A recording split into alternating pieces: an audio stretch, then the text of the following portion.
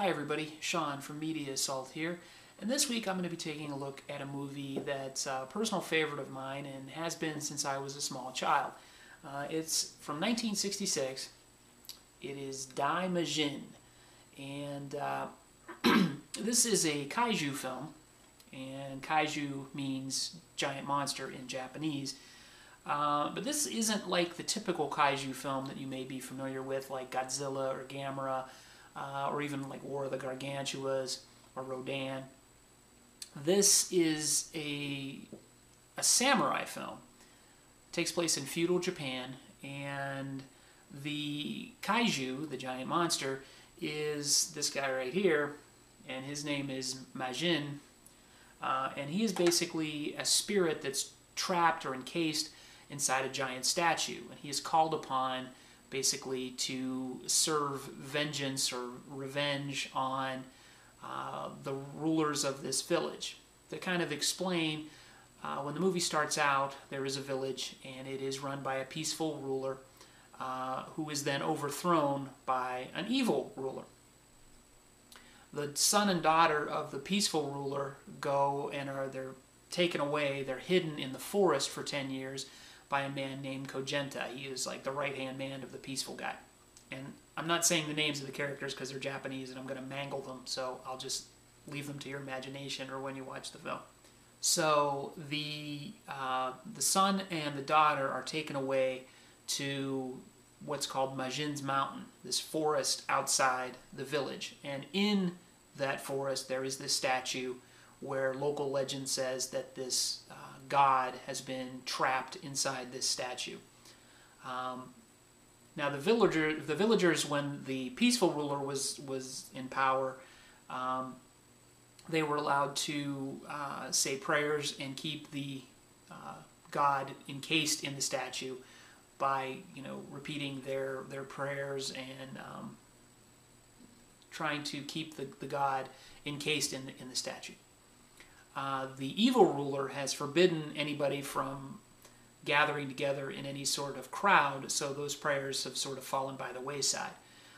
And the evil ruler's brutality basically has totally destroyed the morale of the village. I mean, he's building a fort to make sure that he doesn't get overthrown, and his minions basically are just whipping and beating the villagers.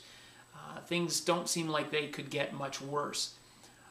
10 years have passed, and the son of the original peaceful ruler, who would be the heir to the throne, is now 18. Now he can take his place, his rightful place, as the ruler of the village again, but of course he has to overthrow the evil guy.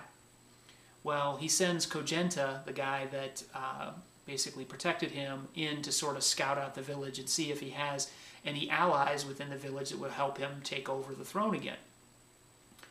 But Kojenta gets captured.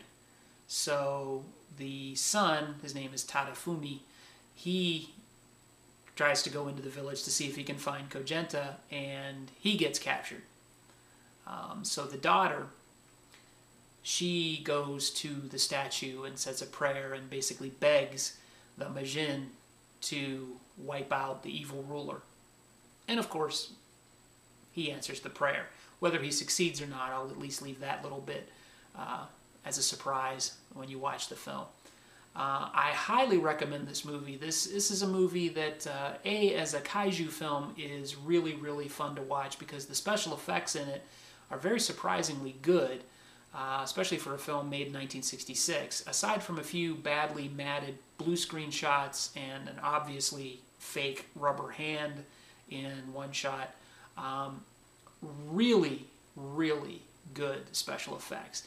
This is one of those films where you might think that the Japanese had something of a good idea when they came up with the idea of suitmation, basically putting somebody in a giant, or putting somebody in a rubber suit and making him smash models. The cool thing about the Majin creature is that he's not 400 feet tall, he's maybe 25 feet tall, so he's not super huge, so a lot of the scenes can just be composed in a way that it doesn't require any special effects other than camera angles. So the lighting all works, The atmosphere is all there. It just looks really, really good. You'd have to see it to know what I mean, and I'll throw some pictures up over this video so you can kind of get an idea of what I'm talking about. And so as a kaiju fan, seeing special effects that are this good in a story that's serious with good acting and excellent direction and a great soundtrack, I mean, this is a quality movie through and through. So it's one of the few kaiju films that you can watch with somebody without everybody cracking up. This particular version was remastered. Now, this one's out of print, so if you are going to look for this film, try looking for this version if you can. Unfortunately, be prepared to pay a little bit for it. I think used it goes for about $40. I picked it up, thankfully, while it was still in print, so I actually got it on sale. I got it for about $5 or $6. Really, really good deal, especially now that it's out of print.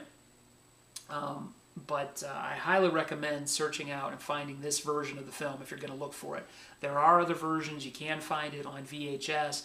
There's also a version called the Daimajin collection, which has this film and the second film. There are 3 of these movies. It was a trilogy. They were all made at the same time, filmed with different directors, I believe, but they're all using the same suits and the same special effects. And from what I understand, pretty damn near the same plot every time. So I'm only recommending this one. Check out the other 2 if you really want to. I haven't seen them recently. I did see them when I was younger. But anyway, the version that you can get fairly readily on like Amazon.com right now, called the Daimajin collection, has this film in a non-remastered, non-widescreen format, and it also has the second one, which I believe is The Return of Majin, also in the same way, and it's got the dubbing and it's not subtitled. This has the subtitles with the original Japanese language, so it doesn't look ridiculous where you've got people talking and their mouths not moving, and then their mouths not moving and there's words coming. You know what I'm talking about, the horrible dubbing stuff that everybody makes fun of Japanese movies for. So if you can find this film in any format, try it, but that's the one. This is the one I would highly recommend if you can. This is the one. This is the way to see it. Digitally remastered and in widescreen with the original soundtrack and subtitles. I'm a purist, what can I say? I highly recommend this film. If you're a kaiju fan and you haven't seen this film, run out, pay whatever you need to pay to see it. It's that good. If you're not a kaiju fan and you're just a casual fan of movies, this is still an interesting film to see because of the way it combines the samurai genre with the kaiju elements. There's some religious stuff going on, some superstitious stuff. It's just really, it's entertaining. It's just a good film. I would recommend it to anybody. So check it out. It's 9.5 out of 10 is what I'm rating it. Daimajin on DVD. Check it out. Search it out. Once again, I'm trying to get you guys to see some overlooked classics. This is definitely one. This is one that I would recommend more than most of the movies that I've reviewed so far. So Daimajin, check it out. And stay tuned for similar movie reviews, of course, video game reviews, and the occasional music review here on my Media Assault channel here on YouTube. Of course, you can always check out my website at www.media-assault.com. And I've got over 300 reviews there of all types of movies. So check that out as well. So thanks for watching, and I'll see you next time. Thanks. Bye.